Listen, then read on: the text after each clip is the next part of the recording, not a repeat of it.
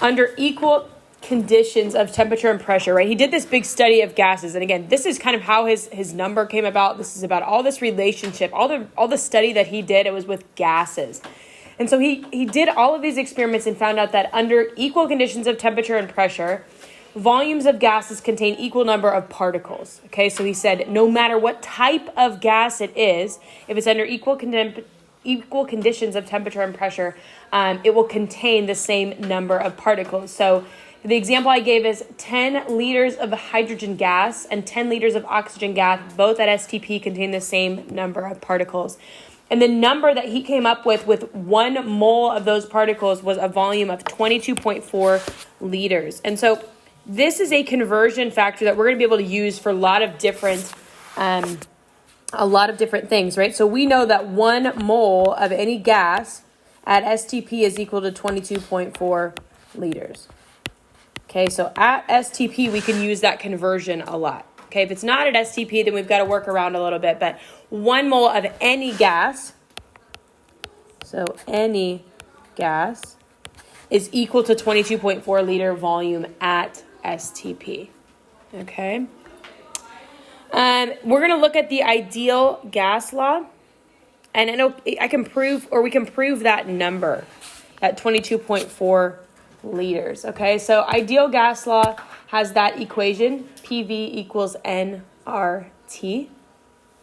Okay, P is the pressure, V is volume, N is the number of moles, and R is the gas constant. I don't remember if you guys remember that gas constant.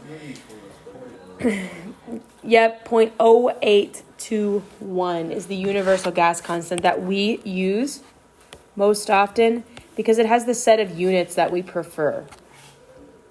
Okay, 0.0821. And the units for that are liters, atmospheres, moles, and Kelvin. So in order for this gas constant to work, to show us the correct relationships, we have to have our volume units in liters, our pressure units in atmospheres, moles, and then we have to have our temperature in Kelvin. So we said up until this point with combined gas law, Boyle's law, Charles' law, we said that the units weren't really that big of a deal as long as they were consistent on both sides. But now we're at a place where we have to have them into the correct unit, right? We've got to convert to the correct unit. The other version of the universal gas constant uses cubic decimeters, kilopascals, moles, and Kelvin. So those are not units that we use quite as much, right? Cubic decimeters is a volume unit, right? That's just not something that we need to use. So we're going to use that first one there. That's given. Now I want to, I'll kind of show you how R was calculated, right? How the universal gas law was calculated, the universal gas constant was calculated, right? If we rearrange PV equals nRT to solve for R, that's the equation, right? PV equals nRT. So if I wanted to solve for R, I need to divide by NT on both sides.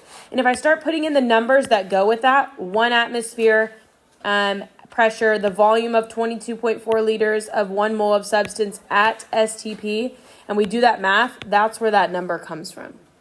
Okay, so it's just literally a calculated value based on the relationships of gas that we know. We know that at STP, 1 mole of any gas has a volume of 22.4 liters. Okay, and so that's kind of how that works there.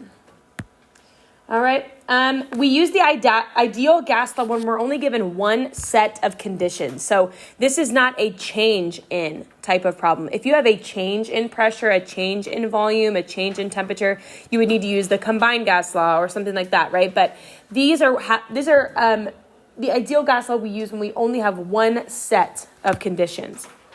Okay, R is a constant value. It's one that you'll need to know. Okay, you won't have to solve for R. It's one that is just kind of inferred. So if you want to put that R value on your equation sheet, I think that's okay if you want to do that. Okay, on your little equation sheet with all of your gas laws, 0.0821. Right, I think that could go on there if you need it to. If you want to put units, it would be liter times atmospheres over mole Kelvin, right? So you know what units they need to be in, but that R value is going to be a constant. Okay, and then we're just going to be looking for the one variable that we're missing, right? Either pressure, volume, temperature, or moles. Okay. This will also let us expand a little bit into grams, right? Because we can always convert grams to moles and then put that into our ideal gas law as well. So we might have to take that one step further. Okay, calculate the pressure in atmospheres of 0.413 moles of helium at 16 degrees Celsius that occupies 3.25 liters. So pressure is my unknown. Moles, do you remember what the variable for moles is? N, good, N is 0.413. My temperature, it's in Celsius, but what does it need to be in? It needs to be Kelvin. Do you remember that conversion? Good. Plus 273. So that gives me 289 Kelvin, and then my volume is 3.25 liters.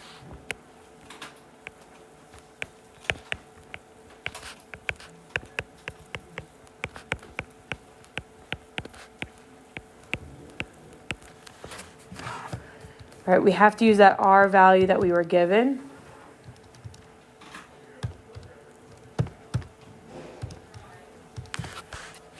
And so my pressure, I got the pressure to come out about 3.02 atmospheres of O2 at 25 degrees Celsius and 104.5 kilopascals. So do we see there what I'm talking about when it's given us grams? We're going to convert that to moles, right? This needs to go from grams to moles of O2. All right, so I'm just going to take 85 grams of O2 and convert that to moles.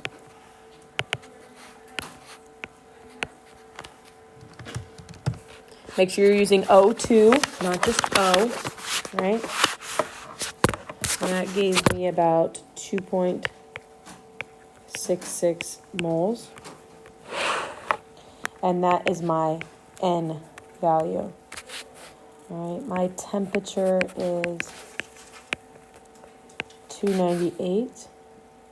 And my pressure has to be converted as well.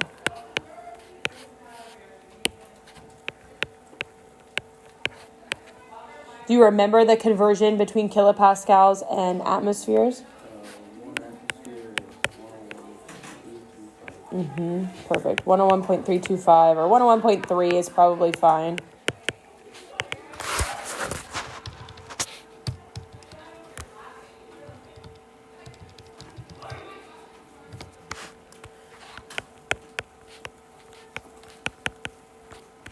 Okay, so we want to put that into atmospheres before we can go into the ideal gas law.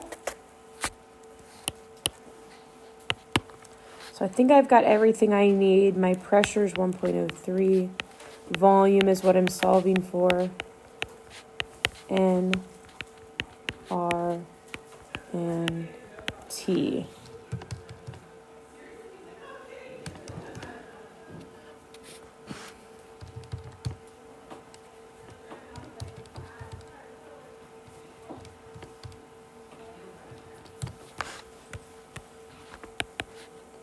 Did you get about 63.2 liters?